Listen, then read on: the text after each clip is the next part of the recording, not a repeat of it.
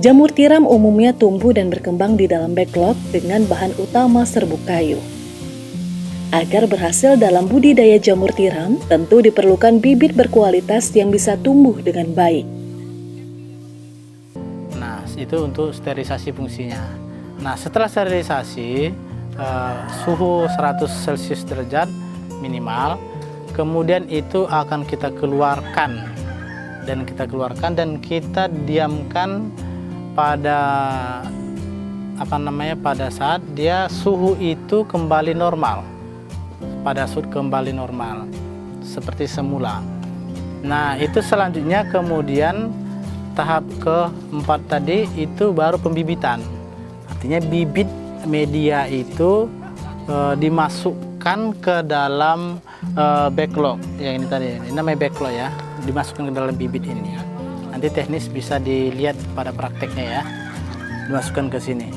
Itu tahap inokulasi. Setelah inokulasi, kemudian nanti diinkubasi seperti yang di belakang. Itu dibiarkan pergerakan miselium itu berkembang. Nah, pada tahap itu kita sudah bisa menjual bibit tersebut kepada pelanggan kita. Gitu.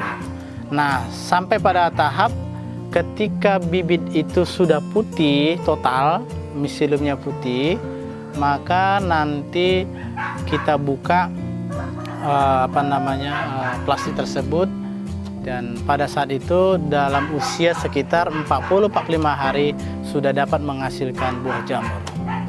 Nah, kemudian terakhir itu adalah perawatan dalam arti budidaya. Nah, di sini untuk perawatan dalam budidaya, baik itu hama ataupun sejenisnya, itu beda tempat, beda penyakit, beda hama, dan sehingga perlakuannya tidak bisa disamakan.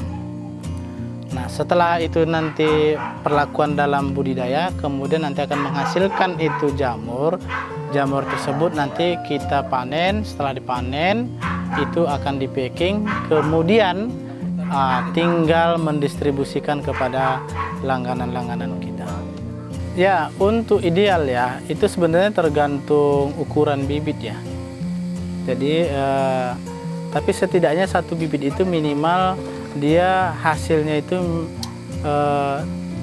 30% dari berat bibit itu tersendiri, itu ideal buah hasil. Jadi kalau ada sekitar 1,3 ya setidaknya dia ya 3-4 on hasilnya minimal dalam satu bibit yang bisa dihasilkan, itu yang ideal. Untuk mitra kita ya, untuk mitra kita untuk kebutuhan kita dalam pembuatan dalam satu hari itu sekitar 1.500 pembuatan bibit, dan kemudian juga karena mitra kita sudah ada daftar list yang akan kita distribusikan pebibitan ini baik dalam kota maupun luar kota dan terdalam provinsi, sehingga kita juga dalam satu bulan minimal kita harus bisa menyuplai antara 25.000 sampai 30.000 bibit backlog. Itu untuk pembuatan backlog tersendiri. Nah, kemudian untuk jenis yang lain kita tergantung order ya. Jenis apa aja yang bisa kita supply itu tergantung permintaan. Cuman karena kita berada dalam kota Medan Polonia, itu lahan dan tempat itu tidak memungkinkan kami harus bisa buat itu dalam bentuk demplot yang bisa diperhatikan semua, sehingga kita mengambil fokusnya. Tapi kalau by order juga kita layani. Perawatan dan tata cara memang berbeda dengan jenis yang lain. Tiram atau dengan jenis jamur yang lain itu perawatannya berbeda, sehingga itu mungkin edukasinya juga berbeda nanti ketika setiap konsumen itu meminta jenis jamur tersebut. Secara apa ya, mungkin secara sistem ya. Kalau mungkin secara bentuk produk mungkin saya tidak bisa mengasih gambaran, tapi yang penting baiknya memang para konsumen kami yang menjelaskan itu. Tapi mungkin secara sistem saya sampaikan yang pertama bahwa produk kami itu di sini digaransi. Kalau mengalami kegagalan kami garansi. Kemudian hasil panen kami tampung. tanpa ada batasan. Itu ya, 2 poin itu yang menjadi ya trademark kami gitu dibandingkan yang lain. Bisnis jamur ini sebenarnya begini, untuk para pengepul, artinya begini, kita menjual itu ke pengepul otomatis kan berbeda dengan harga yang menjual sendiri. Tapi tingkat keberanian atau tingkat basicnya orang kadang-kadang tidak semua mempunyai jiwa dari ya marketing ya.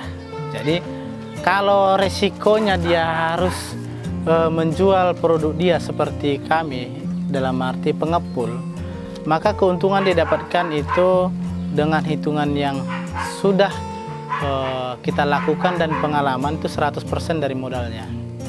Jadi keuntungannya kalau beli di harga 2.500, maka dia akan mendapat keuntungan 2.500 berbeda dengan modalnya. Tapi sangat lebih besar lagi itu kalau para pemula tersebut bisa menjual sendiri atau bahkan bisa mengolah menjadi makanan ataupun olahan yang lain sebagainya. Itu sangat besar karena banyak juga mitra kita seperti itu, dan progresnya ya bisa lebih dari di atas 200% keuntungannya kalau tahap itu dilakukan gitu. Salah satu penentu keberhasilan budidaya jamur tiram adalah ketekunan dan kebersihan dalam melakukan proses pembudidayaannya, baik kebersihan tempat, alat, maupun pekerjanya. Selain itu, pembudidaya jamur tiram juga harus memperhatikan suhu dan kelembapan ruang agar tetap pada standar yang dibutuhkan.